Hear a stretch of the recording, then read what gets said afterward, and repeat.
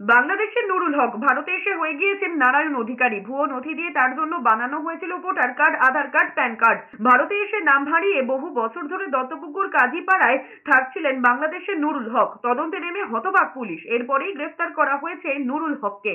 অন্যদিকে দত্তপুকুর থেকে গ্রেফতার করা হয়েছে আরেক বাংলাদেশি অনুপ্রবেশকারী রফিকুল ইসলাম।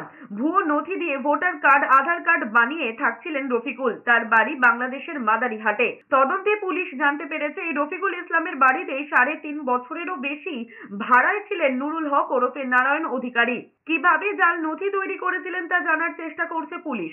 এদিকে মুর্শিদাবাদের সুতিতে জাল আধার কার্ড তৈরির অভিযোগে 3 ব্যক্তিকে গ্রেফতার করেছে পুলিশ।